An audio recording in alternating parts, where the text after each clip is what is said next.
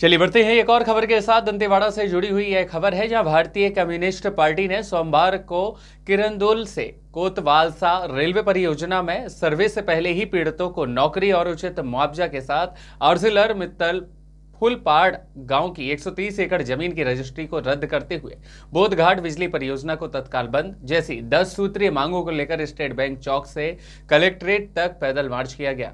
इस दौरान सीपीआई कार्यकर्ताओं ने सरकार के विरुद्ध जमकर खूब नारेबाजी की और इसी के साथ जिला कार्यालय में राज्यपाल के नाम ज्ञापन भी सौंपा गया।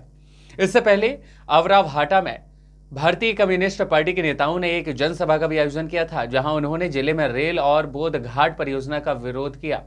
इसी के साथ जो जानकारी मिली है, बताया गया है कि सरकार मल्टीनेशनल कंपनियों के साथ मिलकर के स्थानीय आदिवासियों के अधिकारों को छीनने को लेकर प्रयास कर रही है, जो कि सरकार ने यदि उनकी मांगे नहीं मानी तो सीपीआई आगामी दिनों में और भी उग्र और ठोस कार्रवाई के लिए प्रदर्शन कर सकता है।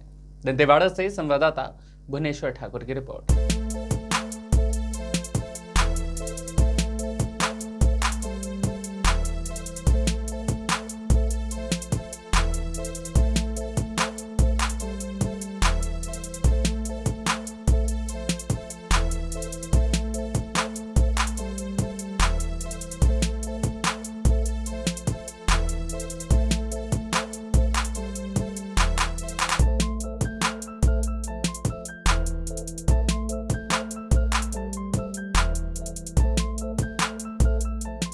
और सरकार इस चीज़ को, जिला प्रशासन इस चीज़ को सामने रखे, डीएमएफ का पैसा कहाँ खर्च हो रहा है, क्या हो रहा है। और हमारी एक मांग है कि जो L1 L2 की भर्ती जो रुक गई है उसको जल्दी से जल्दी चालू करें, ये भी कम्युनिस्ट पार्टी की मांग है। और हमारी एक मांग है कि जो मनरेगा है उसका जो मजदूरी भुगतान है वो नगद और मजदूरी दर बढ़ाया जाए, क्योंकि आप सभी जानते हैं कि बहुत कम मजदूरी दर मिल रहा है। तो हम चाहते हैं कि 400 मजदूरी दर हो, जिससे जनता का। श्रीमती त्रिष्या झाड़ी, महिला फेडरेशन की राज्य अध्यक्ष हूँ। आज की मौजूदा स्थिति में जो महिलाओं के साथ चल रहा है, अभी फिलहाल कुंडली में हुआ है बलात्कार वाला केस है, तो इस तरह की घटनाएं पूरे देश में हो रहा है। ये तो हमारे राज्य में तो हो ही रहा है, लेकिन ये बीजेपी सरकार आने के बाद से कुछ ज़्यादा ही हो रहा है। अभी फिलहाल नारायणपुर में महिलाओं के साथ हुआ है, वहाँ पे उसमें तो 3 लड़कियों के ऊपर जो आरएसएस वाले लोग केस किए कि उनको जेल में डाल दिए कि ये धर्मांतरण के लिए ले जाया जा रहा था उनको, तो जो सरासर गलत है। तो आज हम इस स्थिति में हैं यहाँ पे, महिलाएं कहीं भी सुरक्षित नहीं हैं।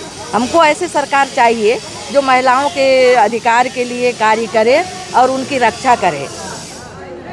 इसके अलावा और मुद्दा है जिसमें अभी सरकार 10,463 स्कूलों को बंद कर दिए हैं।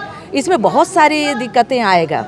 जो स्कूलों में रसोइया हैं और स्वीपर हैं और प्यून हैं, इनके रोजी रोटी पे तो आ ही रहा है।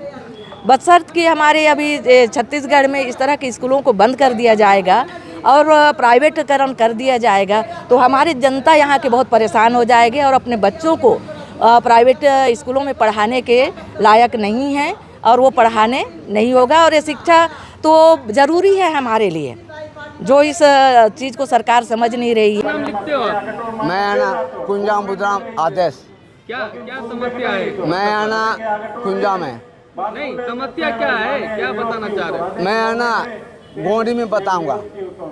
बोलो। हाँ, खेंजा उन माटा लेकिन अगर कुयर वंता कुयर वत्तोरी ना मुसूरत इदिले वेड सड़कियों तो रेलवे तो ओतुर गले ओस्मा दे रूम के बेवायम ता कुयर बेदायम ते अदुम के नेड इयन ओंड कुड़पबें भी तो मानारगा इचोक बनिले मा वंजी सारांत वंजीला वेर सरकार दु का तुरबान जब पासन माके प्यार के तम ना प्यार के पैसे ता बेन ये गति किया मुझको सरकार ने माने गति की वेर शायद कौन कलेक्टर गति की कर ओन दिन लोन मिलता है मिठान में गति की कर ओन दिन मैंने कत्तुरा मारामु आले हम सरकार में डोंगल मिंदे इधर पुक्काल मिंदे रात में पुक्काल मिंदे टेंशन ना नारा लगा के तानिंदे ना पे कुंजाम बुद्रा में जो कत्तुर के मासा पार तोनो बुरा में ना पैदल मासा पर को आदेश अबेर क्या जाए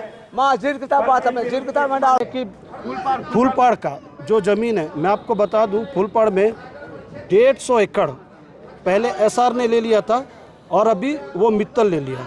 एसआर जाने के बाद मित्तल को टेक ओवर कर दिया। वो पूरी तरह से फर्जी तरीके से धोखे से वो ज़मीन को ले लिया गया। हमारी सरकार से मांग है, शासन से मांग है कि इस मुद्दे पे हस्तक्षेप करे और ग्रामीणों को न्याय दिलाए। ये तो साफ साफ दिखता है कि ये पूरी तरह से फर्जी तरीके से वो ज़मीन को लिया गया। तो हमारी मांग है कि शासन हस्तक्षेप करे और ग्रामीणों को न्याय दिलाए।